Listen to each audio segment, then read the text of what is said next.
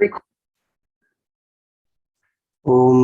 Sahana Vavatu Sahanau Bhunaktu Sah Viryam Karavavahai Tejasvinavadhitamastu ma Vidvishavahai. Om Shanti Shanti Shanti. Om Samasta Jana Kalyane Niratam Karunamayam Namami Chinmayam Devam Sadgurum Brahma Vidvaram. Satchidananda Rupaya Vishvotpatyadi Hetave Tapatraya Vinashaya Shri Krishnaya Vayam Namaha. Hari Om, salutations to all. Canto 4, Discourse 9. We saw that Bhagavan was very eager to have darshan of Dhruva, or to meet Dhruva. And when Bhagavan manifested, Dhruva was awestruck. He wanted to sing the glory of Bhagavan, but he could not. And so Bhagavan touched his cheeks with his divine conch. And the conch of the Lord is none other than the Veda itself, Mother Shruti, Mother Saraswati herself, as though was awakened in Dhruva. And Dhruva now sings the glory of Bhagavan. So from 6th verse onwards is where we have to start. The first shloka of this Dhruva stuti is a very famous shloka. Yonta pravishya mama vacham imam prasuptam sanjeevayatyakila shaktidhara swadhamna anyam shahasta charana shravanatvagadin pranan namo bhagavate purushaya tubhyam. So the salutations to that supreme Purusha, who is called here as Prana, Pranan Namo Bhagavate Purushaya Tubhyam. Who is that supreme Purusha? Yo Anta Pravishya, who having enlivened this speech, Vachamimam Prasuptam. And he is the one who enlivens the entire personality, Sanjeevayati Akhila Shaktidhara Swadhamna. And this dormant speech is enlivened by the Supreme Purusha. And who is the Supreme Purusha? He is the most powerful, Akhila Shaktidharaha.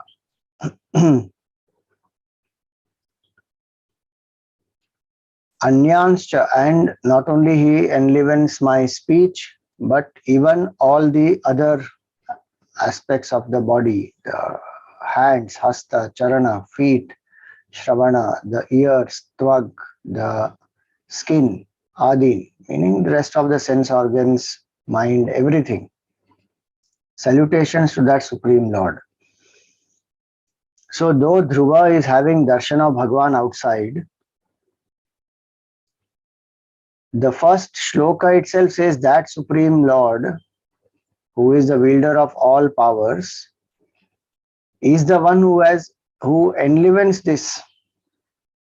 And definitely it is, Dhruva also experienced it, that he was not able to say anything when he was having darshan of Bhagavan. He was dumbfounded. It is Bhagavan's conch which, as though touched, when he touched his cheeks, then, so that's again a depiction to say that these senses and this mind, whatever it goes through, we may feel that it is happening on its own, it has its own capabilities, but actually it is the Supreme Lord alone who makes this enlivened. Which is why the Kenopanishad seeker also asks that question to the Guru. Keneshitam patati preshitam manaha kena prana prathama praiti yuktaha keneshitam vachamimam vadanti chakshu shrotram kaudevo yunakti. That prompted by whom does the mind go towards its object? Does the prana function? Does the speech, you know, work? And this ears, this eyes, all of them, how do they see and hear and speak, and what is that power because of which all this is enlivened? So if somebody says senses are enlivened by prana, he is also asking in that who is enlivening prana, and who is that who is enlivening prana? If somebody says mind, he says who is enlivening the mind? So same way here, Dhruva realizes that this entire personality is working because of that supreme infinite consciousness. And then he further continues, Ekastvameva Bhagavan idamatma shaktya mayakhyayo rugunaya mahadadya shesham srishtvanuvishya purushas tadasadguneshu Nane vadarushu vibhavasu vibhasi. So it is the Lord, same Lord who enlivens this personality of ours, is the creator of the whole universe.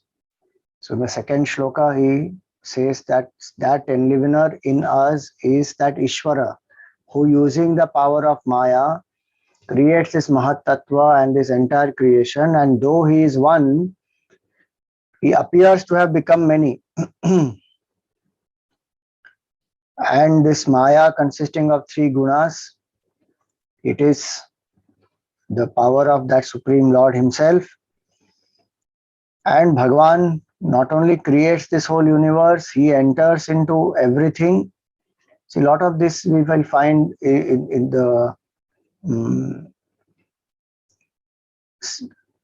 what is the word for it? The Upanishadic wisdom is reflected in this devotee stuti. And what did he do? His sadhana was Om Namo Bhagavate Vasudevaya. He kept on chanting that mantra Om Namo Bhagavate Vasudevaya with single pointed devotion and with all the tapasya that we saw he did. 6 months time he realized Bhagavan. And what is his experience is equal to what the Upanishadic seeker experiences. So even in the Upanishad, this comes Tat Srishtva Tadevanupravishat. In the Taittiriya Upanishad, it comes that Bhagavan as though created this whole universe and as though entered everything. So same thing he says here, that you enter them as their inner controller and presiding over the illusory senses, you appear as many. It is our senses which make us feel this plurality is real. Actually, it is appearance of one truth. And he gives an example. Even as fire appears diversified in relation to different pieces of wood. The fire is the same, but different pieces of wood make it appear as though there are different fires everywhere. And the size of the wood, shape of the wood, the dryness or the wetness in the wood, all that makes it appear as though the fire is different, but actually fire is one, appearing as so many. So in the same way, Bhagavan is one. Using the power of Maya, he becomes Ishvara, he creates the entire universe and enters them, enlivens all of them. So what does that mean? The Lord here is the Ishvara and is the one who is appearing in this whole world also. So Jiva, Jagat, Ishvara, all are one Lord only. This is Dhruva Stuti. 5-year-old boy chanted the mantra, and see the power of the mantra and see the power of the initiation. Naradji initiated him into this mantra and his single pointedness, and he realized the Supreme. He has not learnt Vedas, he has not yet gone to Gurukul. Those things has not happened. How does he experience all this? That's the realization. The same Lord is in the hearts of all. And when that Bhagavan manifested and he touched his cheeks with this conch, the intuitive knowledge, what the Upanishad seeker experiences through Nididhyasan and Samadhi, that Dhruva is experiencing. So then he continues forward, continues ahead. This stuti is very beautiful. So through the vision conferred by you, O Lord, Brahmaji also views this whole universe. Even Brahmaji, we saw earlier how the creation happens because of the grace of Bhagavan. Brahmaji didn't know what to do, and he heard tapa, tapa, and he meditated.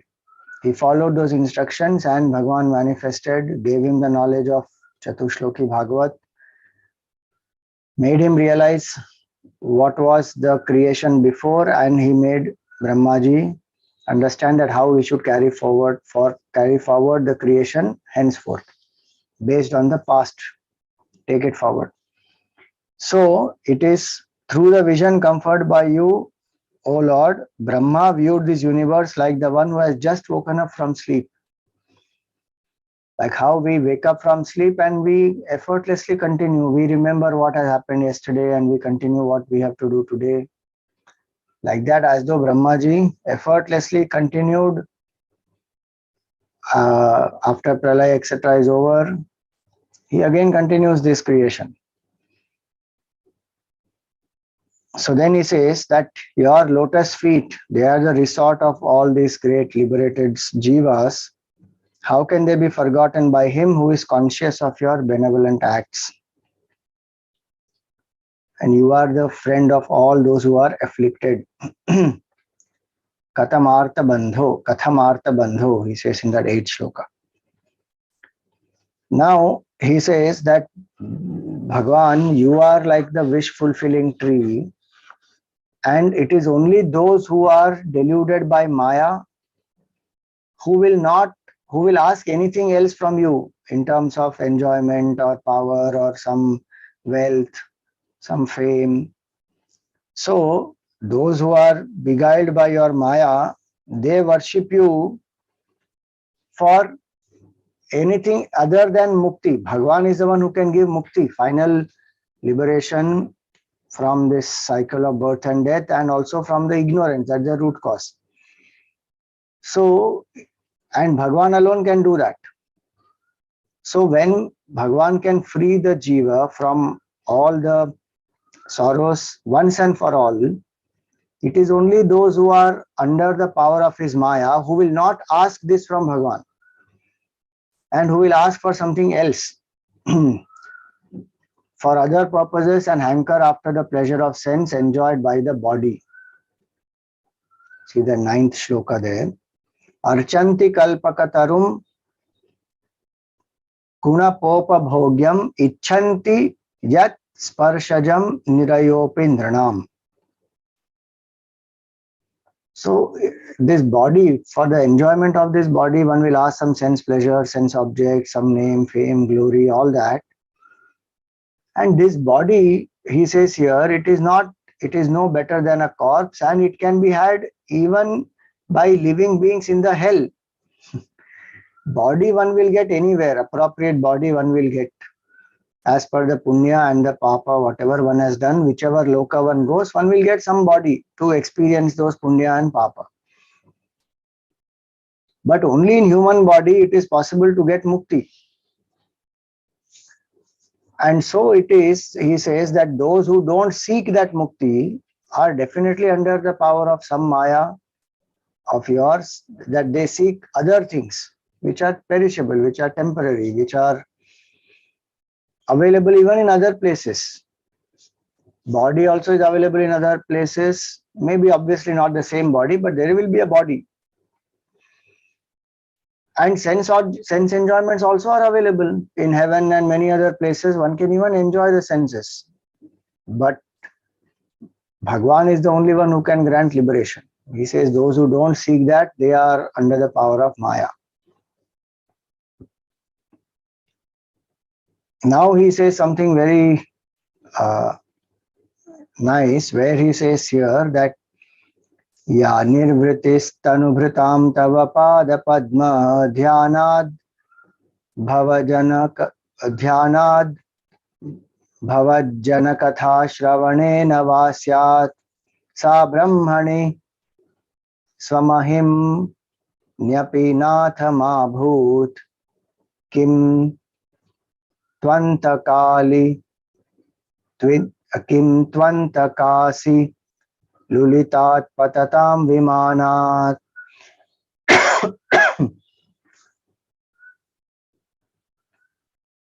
The bliss that people experience by meditation on your lotus feet, or they hear your katha, that bliss is not there even in Brahmananda. The Bhajanananda or Shravanananda is greater than Brahmananda. Dhruvaji is saying that. And he says that how can these devatas even experience that? Because they only enjoy their pleasure, their punya karma in the heavens, and when their punya is over, they fall down from that on the earth. Here he says, they are hurled from the aerial car smashed by the sword of death. Meaning, only in human birth one gets this katha, anand, shravananand. Now, how can one say that Brahmananda is greater than katha anand? I mean, Brahmananda is lesser and katha anand, shravananand, bhajananand, all that is more. So there are some people who say that obviously this is like the praise of katha and shravan. It's an exaggeration. Obviously, there can be nothing greater than Brahmananda, the infinite bliss. But to encourage people to do this shravan of the katha, etc., it is said in this place that the meditation on the lotus feet of the Lord or the listening to the glories of the Lord. And here it is said the stories of your devotees, not even the directly stories of Bhagavan, devotees, stories of devotees who have experienced oneness with the Lord. So why is this? So one meaning is this, some people say it's exaggeration just so that people can meditate on the feet of the Lord, listen to the Sant Charitra, etc.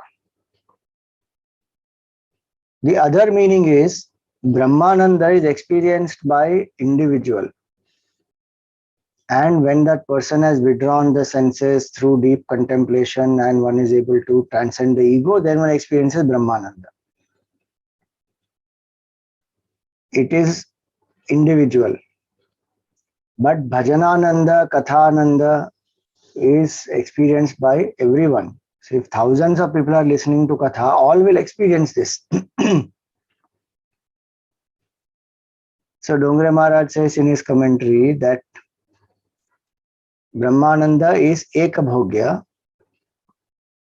and Bhajanananda is Sarvabhogya.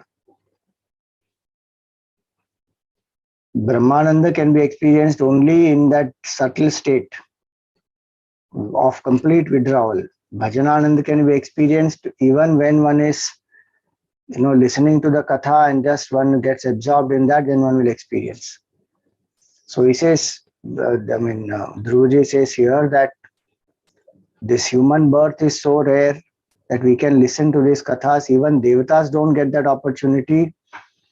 They only enjoy their punya karma, and when that is over, they fall down from there. So he says, that's why may I have the company of such exalted souls. Bhaktim muhu pravahatam tvai me prasango bhuyadananta mahatam amala shayanam yenanja solbana muruvyasanam bhavabdhim neshye bhavad gunakatha mritapanamattaha. So he says, may I enjoy intimate fellowship, O infinite Lord, of exalted souls possessed of a pure heart and constantly devoted to you, so that I may easily cross this terrible ocean of metempsychosis, meaning transmigration, full of great perils, drunk with the nectar of your virtues and stories. Meaning, if I get the company of such exalted souls who are always absorbed in the thoughts about you, in your stories, in your glories, if I get company of such great people, then it will become easy for me to cross over this ocean of samsara.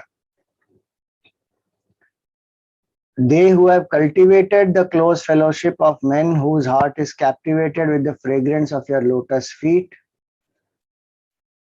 think no more of their mortal frame, which is extremely dear to all. They go beyond body identification. Much less of those connected with its sons and relations and house and wealth and all that. So the company of devotees will help. Now just think about it. One, meeting with Naradji, just few moments of meeting with Naradji, and Dhruva's whole life is transformed. Just one meeting. Now what is he asking? May I get this intimate fellowship and may I continuously get that? Because when we get that, then it becomes easy to cross over the ocean of samsara. Bhakti, we can get the blessing of bhakti either directly from Bhagavan or from the bhakta. There are two sources, two ways to cultivate bhakti. That's why in the Tulsi Ramayana also Bhagavan says to Shabari, Prathama Bhagati Santana Kara Sangha. First bhakti is cultivate the sangha of the great saints, devotees. And when we are in their company, then what to do? Not to talk some gossip or worldly talk, small talk. Ask about Bhagavan, know about the glories of the Lord, ask about the Atma, know about the stories of Bhagavan, satsang. Then what will happen? When they speak about Bhagavan, then the devotion in their heart will as though ride on the words that they speak. They will enter into our ears, they will touch our heart and create that bhakti in us. Same story one may hear from, let us say, an ordinary person, and the same story of the Lord one may hear from a bhakta. It will have totally different impact, no doubt about that. Because the heart of the devotee is soaked in devotion. So what the devotee will speak, devotion will ride on those words and enter into our personality, and our heart also will be soaked in that devotion. So that's why he says that those who have this close fellowship of such people, they cross over the ocean of samsara. Now he says, I only know of your Virat Roop. I know your grossest form, full of animals, trees, mountains, birds, reptiles, gods, demons, human beings, consisting of gross and subtle elements, and brought about by many causes such as Mahat Tattva and so on. But I am not aware, O Supreme Lord, of your other self higher than this which transcend all speech. What Bhagavan says, the lower nature of his and the higher nature of his. The lower nature is that which is the manifest aspect. The higher is that which is the unmanifest aspect. Maya tatamidam sarvam jagad avyakta murtina. In the 9th chapter he says that I pervade this entire universe in my unmanifest form. Manifest form also of the universe is Bhagavan only, but that infinite consciousness is as though unmanifest, meaning it is not something which can be objectified. And it is that which transcends the speech, transcends the mind, that infinite consciousness. He says, I don't know about that Supreme Lord. I don't know about that, O Supreme Lord. But I know this much, that this whole universe is your appearance. And all these 5 elements, gross and subtle, are all your element, your appearance. But they are the lower nature of yours. I want to know what is that higher nature. Then he says, you are the same as the Supreme Person who, at the end of this whole creation, when Pralaya happens, then the Supreme Purusha is this Narayana. who alone remains on the Sheshanag. And his whole creation goes back into his stomach as though. And what is that Lord doing at that time? He is in Yoga Nidra. When even Brahmaji goes away, only Bhagavan Vishnu remains, Mahavishnu. And there is flood everywhere, and only the Bhagavan is there on the Adi Shesha, and he has turned within. His eyes are closed. He is in the Yoga Nidra. And the whole universe is in the seed vessel of the gold lotus representing all the 14 worlds, and sprung from the ocean of your navel that the shining Brahma appears. The entire 14 worlds, Brahmaji is, the whole thing goes, the creator, the creation, everything goes back into him, and at the right time it will manifest also from him. We saw earlier how the manifestation happens. Then from the Nabhi comes the lotus, and then Brahmaji is there, and then he creates the whole Srishti. He says, you are that supreme Purusha. You are eternally free, all pure, all-knowing self, immutable, most ancient person, possessed of all divine attributes and the controller of the three gunas, witnessing by your unobstructed vision the different states of the mind. You appear as Vishnu for the preservation and are altogether distinct from the Jiva. As Vishnu, he is the Ishvara, the protector, and very different from the Jiva. The Jiva is perishable, is limited entity. Ishvara, here this Vishnu, what we saw in the earlier shloka, is the same Mahavishnu who remains even when Pralaya happens. So in that sense, different from the Jiva, but essentially obviously one. From the standpoint of the Upadhi, the limiting adjunct, the BMI, Jiva is limited, Ishvara is unlimited. So from that standpoint, different. But as consciousness, of course, both are one. So it is in you that the manifold potencies of opposite character, namely Vidya and so on, constantly appear in unbroken succession. You are no other than Brahman, the cause of the universe, indivisible, without beginning or end, purely blissful in character and changeless. So I take refuge in you.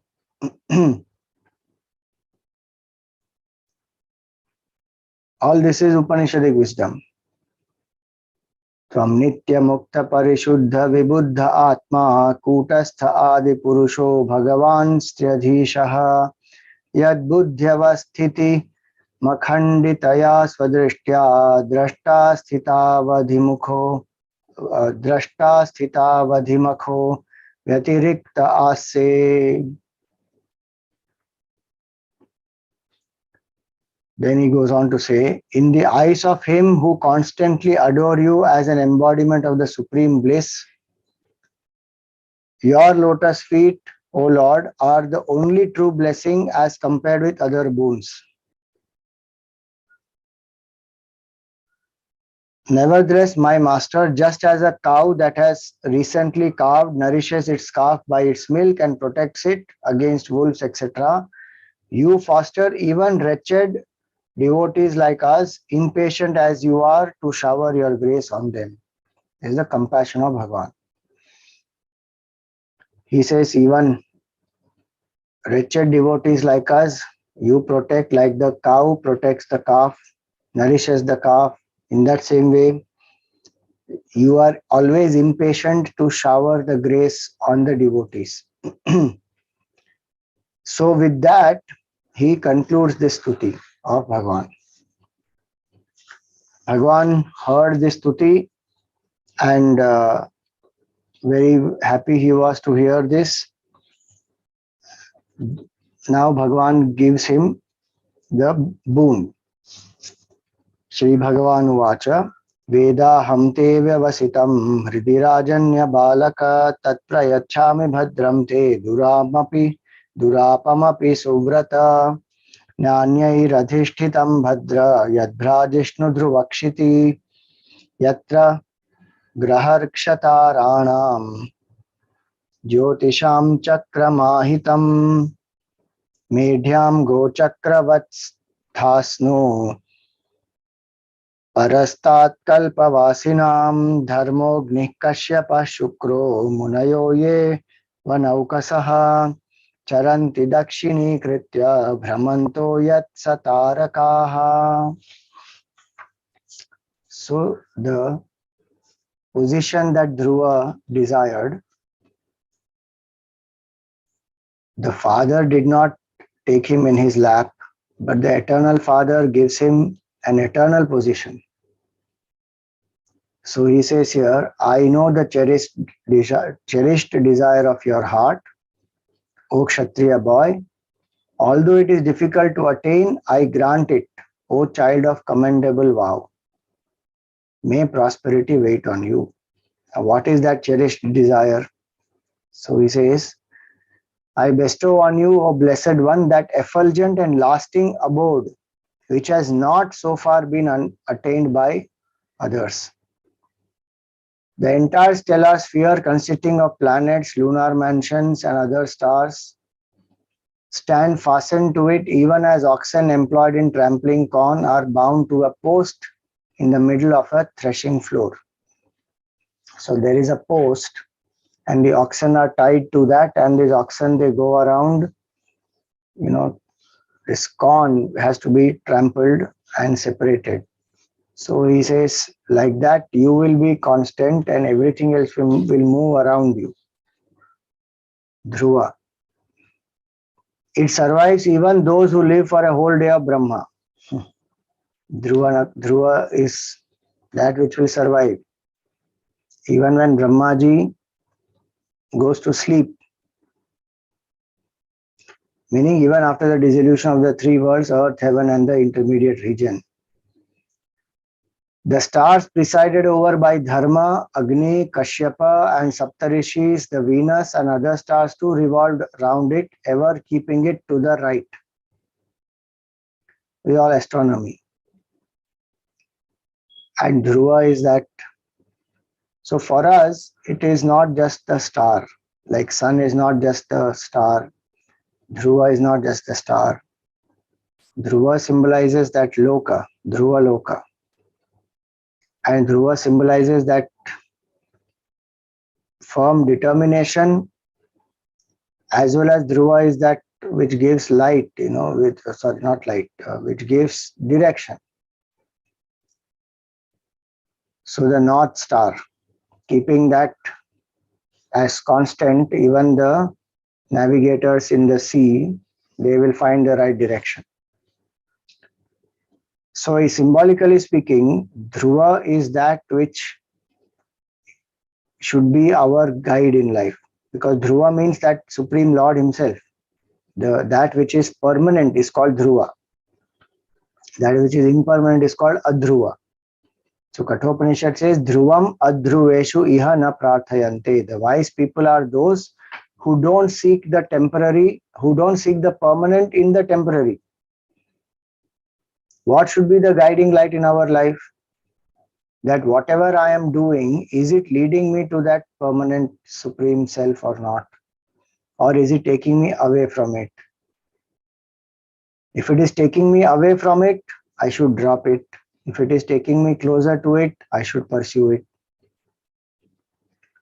So just like the Dhruva Nakshatra provides the direction, because in the cosmos, in the sky, so many stars and planets and comets and meteors and lunar mansions and satellites and so many things which are there, they are continuously moving.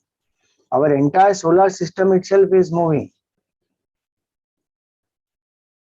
In that, there is something which is constant with reference to our solar system.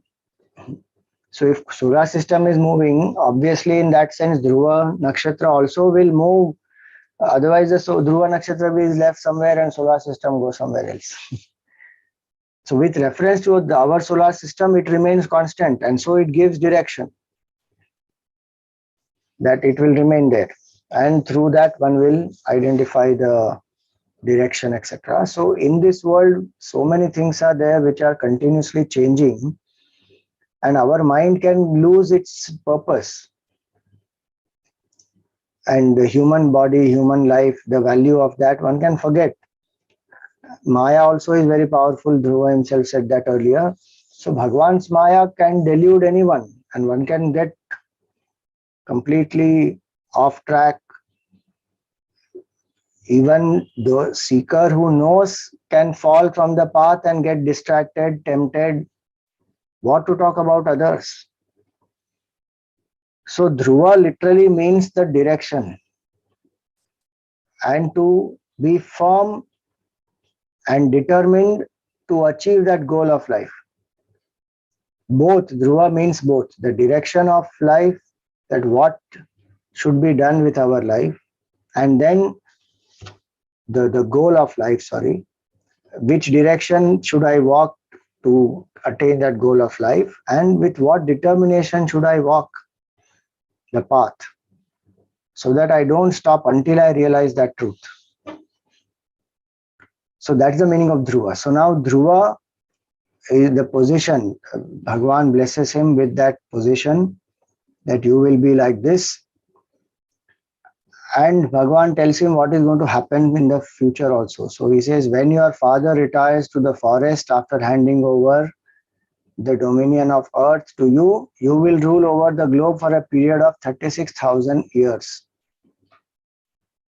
Prasthite tu vanam pitra datva gam dharma samshrayah shatrim shadvarsha sahasram rakshitavyahatendriyaha.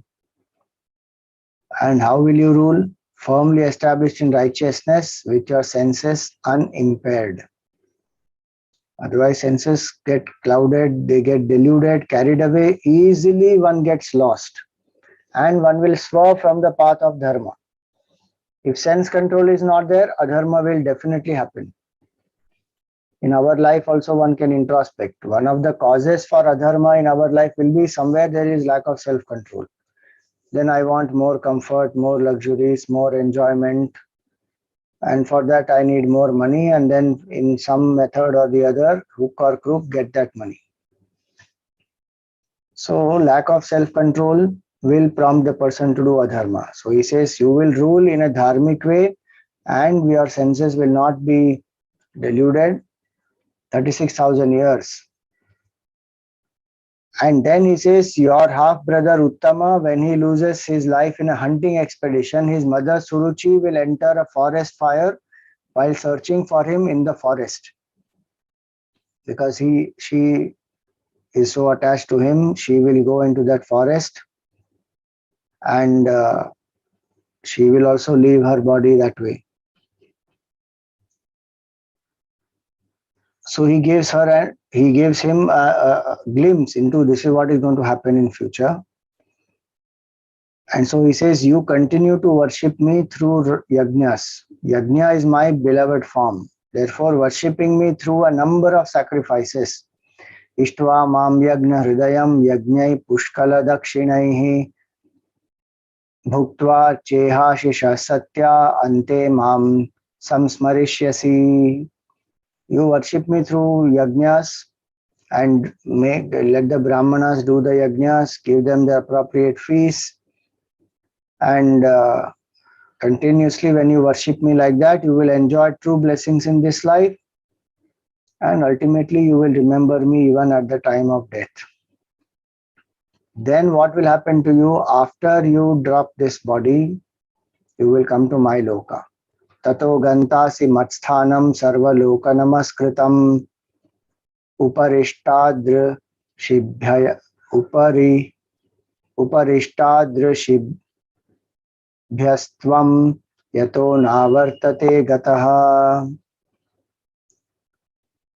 So you will come to my abode, which is even greater than the abode of the Saptarishis, and attaining to which one does not come back to this mortal world. So what all Dhruva got, you see, he got the Adi Bhautik level, he gets this kingdom, and the fixed position as the star in the universe, in the cosmos. he will get he already got darshan of Bhagavan, and he will continue to get blessings in his life as he worships the Lord, and he will also get the loka of the Lord. When he drops the body, he will remember Bhagavan and he will get the loka of the Lord, and not for some time that he will come back when that punya is over. No, no. Meaning he will become one with the Lord.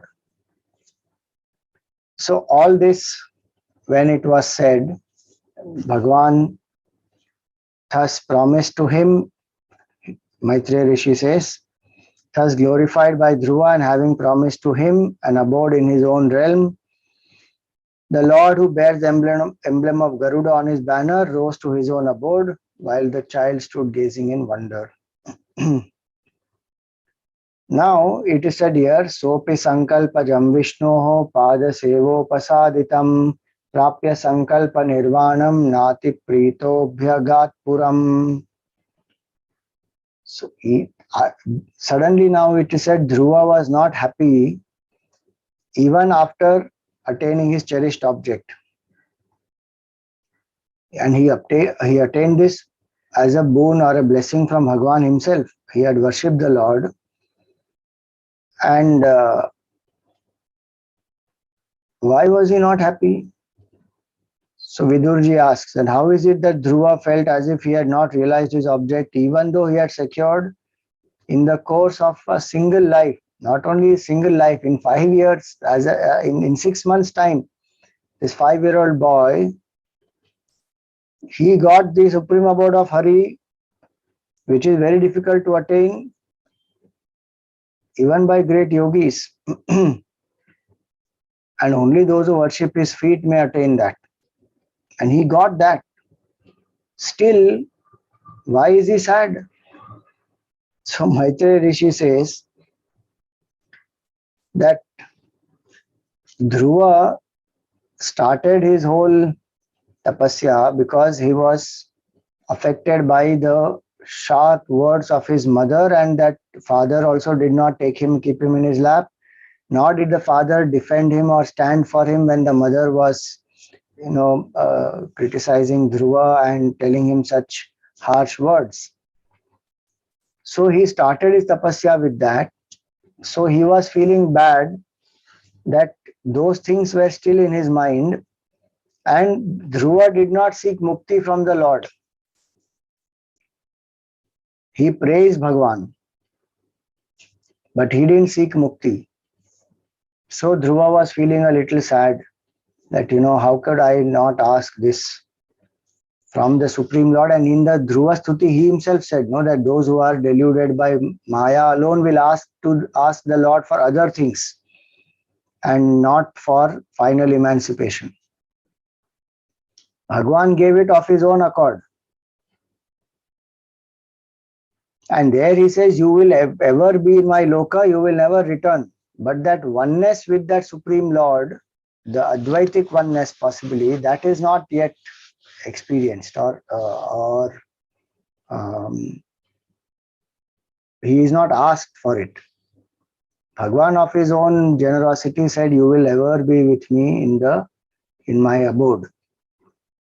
So Dhruva now feeling this, he is feeling remorse.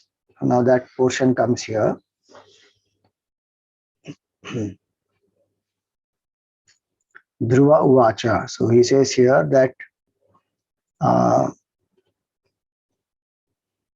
even after securing in the course of mere 6 months the asylum of his feet, whose truth perpetual celibates like Sanandana, the Sanat Kumaras, have been able to realize through abstract meditation practiced through many lives, I have receded from them, my mind being fixed on diversity. Meaning I have fallen from the bhav, that surrender to the lotus feet of the Lord. From there I have fallen. I have again come back into the realm of duality. Oh, look at my folly. Alas, how unfortunate I am that having reached the soles of his feet, who is capable of ending the cycle of birth and death, I asked for something which is bound to perish. Only this the position that my father didn't give me in his lap, so I wanted to sit in the lap of the eternal Father. So I went, and I didn't ask for mukti, I asked for something perishable. So however long life, kingdom and all these things, Dhruva didn't ask for it, Bhagavan gave, but Dhruva is feeling that I should have asked for mukti. Everything else that I got, it will perish soon or later. Somewhere or the other it will go, it is perishable. So he says now, Ahobata mama anatmyam mandabhagyasya pashyata bhavachida padamolham gatva yache yadantavat matir vidushita devaihi patadbhira sahishnubhihi yo narada vachastathyam nagrahisha masattamaha. So he says, my judgment is perverted by gods, these devatas. They could not bear to see my rare good fortune, inasmuch as they are sure to fall from their elevated position. That is why I refuse to believe the true words of Narada, most wicked that I am. Naradji said that this mantra can lead you to emancipation, liberation, but I didn't believe his words fully. And my mind was perverted by these devatas, possibly. And so I didn't ask for mukti. That is why I refuse to believe the true words of Narada, most wicked that I am, clinging to the Lord's Maya and hence taking a perverted view of things. I burnt with jealousy, mistaking my own brother for an enemy. Although there is none other than me, just as a sleeping man sees projection of his own self in the form of a lion, snake, and so on, and gets afraid of the same. Now he also repents for what he went through earlier. That jealousy came into his mind and he saw his brother Uttama as his own, as though a competitor, and he was jealous of his brother that he can sit in the lap of father, but I am not allowed to sit. Now, after this darshan that he had, his mind has changed. He feels what a stupid thing it was. Because everything is appearance of oneself. Like in the dream, the mind of the dreamer only appears as everything else, including the tiger and the lion. And then the dream character is scared of the tiger or the lion. In that same way, jealousy came in my mind because I thought Uttam is different from me. I am different from him. He can get to sit in the lap of my father. I cannot get to sit. So this is diversity, or this is duality, the play of Maya. And alas, I was under that influence of Maya and I felt jealous, and I didn't see that actually all of us are expressions of one truth. Like the medicinal treatment in the case of one whose life has come to an end, I asked in vain for this sovereignty of the world. Somebody who is going to die, what use will be the medicine to that person? He's just going to die now. It's just a matter of few minutes maybe. In that way, this whole life actually is perishable. So what is the use of the kingdom and all that? Dhruva regrets. Having propitiated through austere penance the soul of the universe, who is difficult to please and is capable of ending the cycle of birth and death, I asked him only worldly fortune. Hapless that I am. Alas, like a pauper seeking unhusked grains of a universal monarch. You go to a king and ask for unhusked grains, where he can bless you with anything, gold, diamond, and all that. I, whose stock of merit has been depleted, foolishly asked for worldly power and pelf at the hands of him who was ready to grant me the joy that constitutes one's own essence. See, here Dhruva in his stuti, he didn't ask for kingdom, etc. Bhagavan gave. But Bhagavan also said, I know the cherished desire of your heart. And so he gave all this. Which means that in some way or the other, Dhruva had that desire in his mind. And Bhagavan recognized it and blessed him. Dhruva is now feeling that I should have had the desire for liberation. That's the point. My desire was to only sit in the lap of my father and for this kingdom, and I got blessed with these things. But I could have got freedom from this cycle of birth and death. And Bhagavan is the one who is capable of giving that. So I lost an opportunity. So he's feeling a remorse. So Maitreya Rishi then says, people like you who take delight in the dust of the lotus feet of Sri Krishna and whose mind remains sated with whatever is God without any effort, seek nothing for themselves beyond the privilege of serving him. He says this to Vidurji. Now, Dhruva got what Bhagavan blessed him with. He felt this regret and he felt, I am still not ready, I am still not pure enough. But nevertheless, he started his journey back home.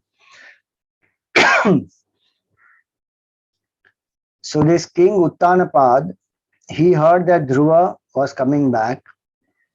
He didn't think that it was true because he thought, how can my son ever come back alive? What a wretched fellow I am.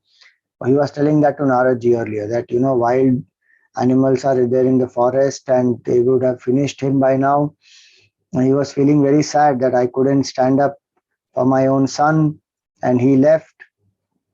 So when he heard this news, so he refuses to believe, and the analogy given here is he did not give credence to the news any more than one would believe the story of anyone's returning to life after death. And he is cursing himself that how can a wretched person like me have such a good luck that my son returns. However, he remembered Naradji had assured him. So putting faith in the words of celestial sage Narad, he felt that yes, possibility is there that this is true. So he felt overwhelmed with joy and highly pleased with that person who gave him this news. He gave him a very costly pearly necklace as a reward. Now he is very eager to see his son. So he mounted a car bedecked with, a car decked with gold and drawn by excellent horses, surrounded by brahmanas, elders of his race, ministers, kingsfolk. He sallied forth from the city while conches are being blown and kettle drums sounded, Vedic hymns are loudly chanted, flutes played upon. All are going in one procession to welcome Dhruva. When he saw Dhruva, he quickly alighted from the chariot and went up to him with great sigh of relief and so much of joy. He embraced Dhruva, who had been absolved of all his sins and freed from all bondages by the touch of Lord Vishnu's feet.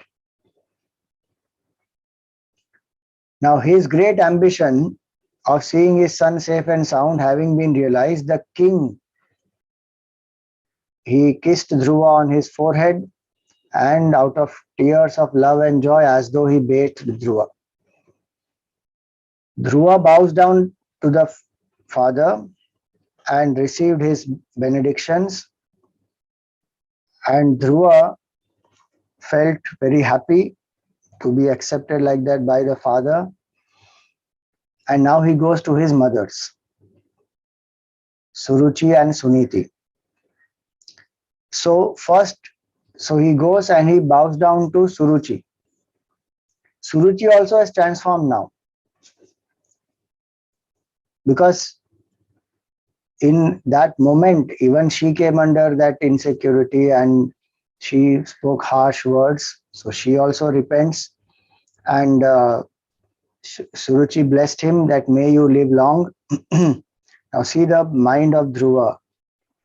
Even at that time, what Suniti had told him was such that there is no ill will against Suruchi. if at all there is anything, there is only gratitude that because of Suruchi's harsh words, out of that what is good was taken. And Dhruva went to the forest, and because of that he got darshan of Bhagavan also. So the mind of Dhruva is such that it is not blaming Suruchi, not feeling that, because of you I went through such hardships in the forest, and you don't know what all I have been through. I will not even look at you, and you should not have spoken those words to me. Nothing. He doesn't even think that you spoke such words, now you better ask forgiveness from me. Nothing. He goes and bows down to her, and she also embraces him, and she tells him, may you live long. Now here it is said, just as water flows down to a low level of its own accord, so all the living beings submit to him who has pleased Sri Hari through virtues like friendliness to all, and so on. See this one, 47th one. Yasya prasanno Bhagavan gunair maitriyadibhir harihi tasmai namanti bhutani nimna mapa iva swayam. Now Dhruva is very, the quality that Bhagavan explains, in the Gita, what are the qualities that are very dear to the Lord. In that first thing he says, Adveshta Sarva Bhutanam, no dvesha towards any being. Dhruva had enough opportunity to have dvesha against Suruchi, but no dvesha. And when he has come back also, his mind has been purified. And here it is said, whoever has had darshan of Bhagavan and is living these values of being friendly to all, etc., all the living beings submit to such a person.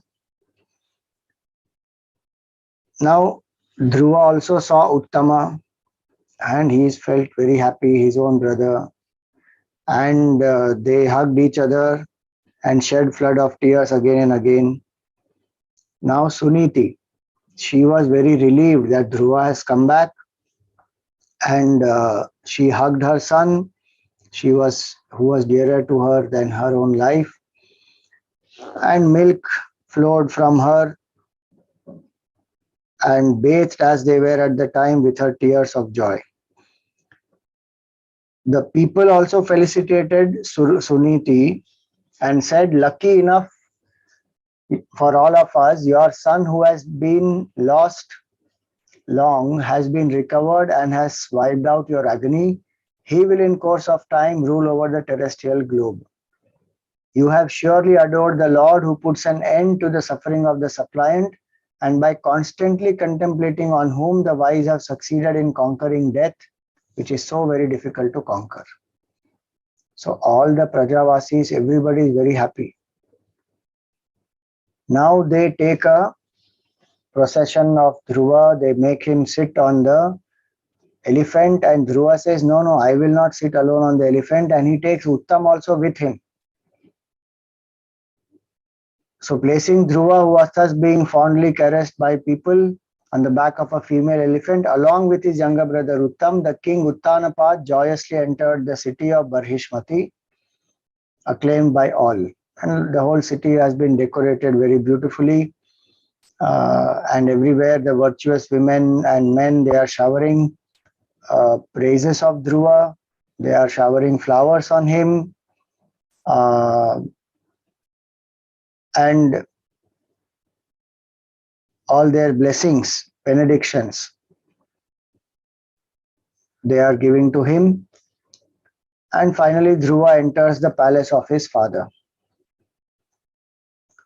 Now, Dhruva lived there like a god in heaven. It was furnished with best of ivory, the palace, as the froth of milk, and provided with coverings of gold, contained costly seats and other furniture made of gold, its walls of crystal and emerald,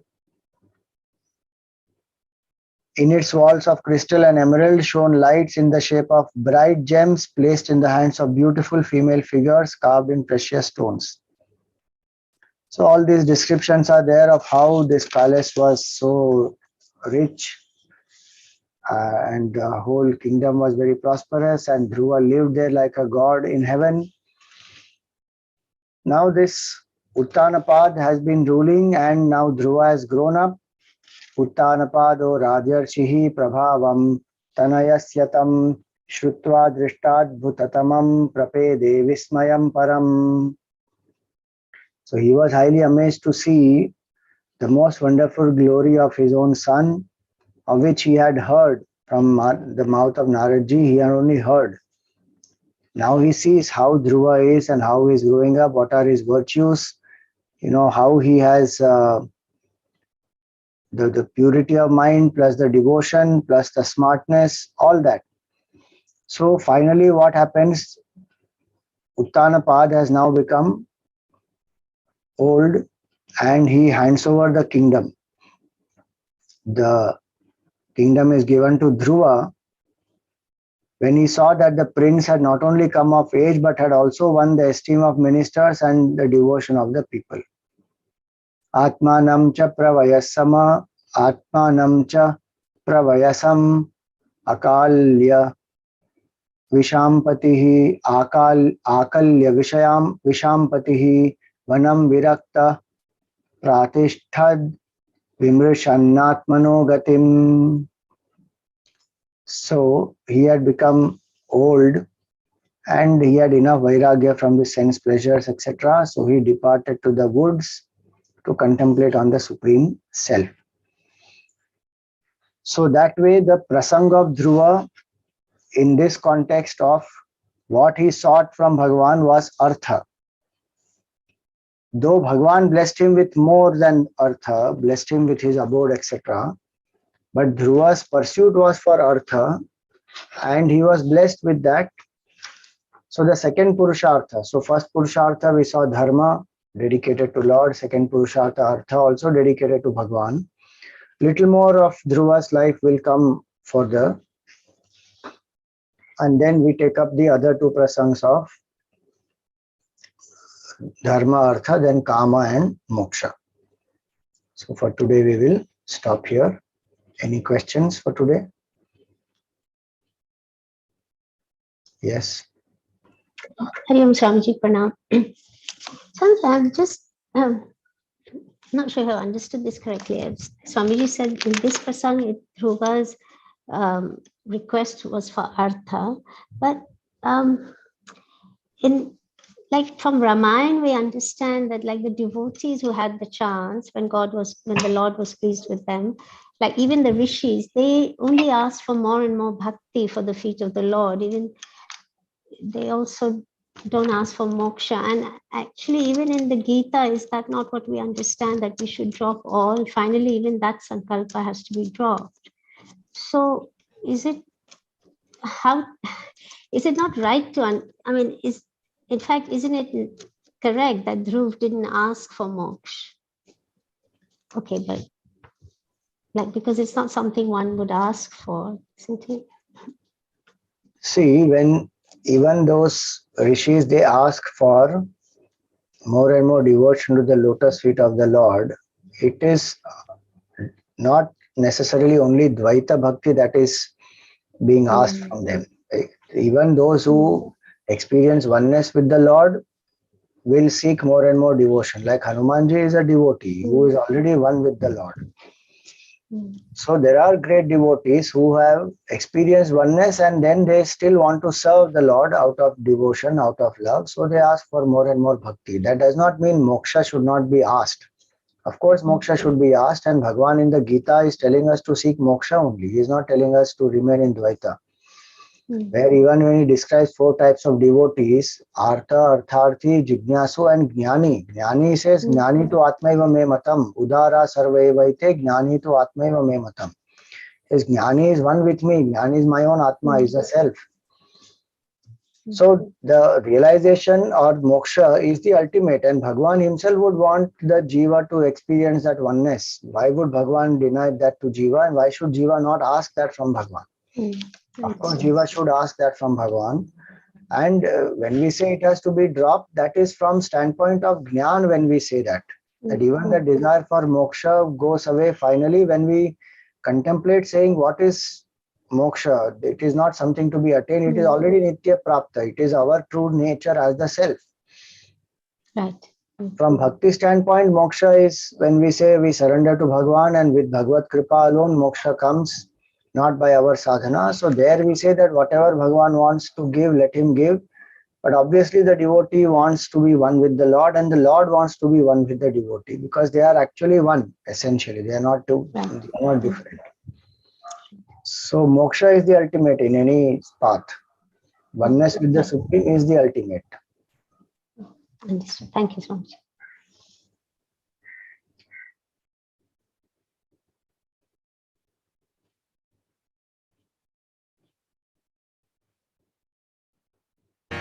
मंगल आरती प्रिया प्रीतम की, मंगल प्रीति रीति धूम की, मंगल कांति हसनी दसलन की, मंगल मुरली दीना धुन की, मंगल आरती।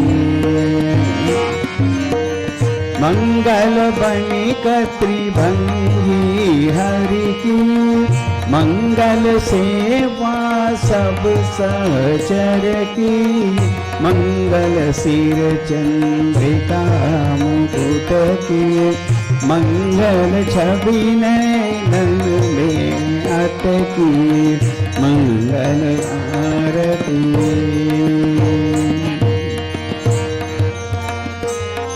पभी अंग अंग की, मंगल गौर श्याम रंग की, मंगल अति कटि पियरे पट की, मंगल चितमणि नागर नट की, मंगल आरती। मंगल शोभा कमल नयन की, मंगल माधुरी मृदुल पैन की, मंगल वृंदावन मद अटकी, मंगल क्रीडन जमुना तट की, मंगल आरती।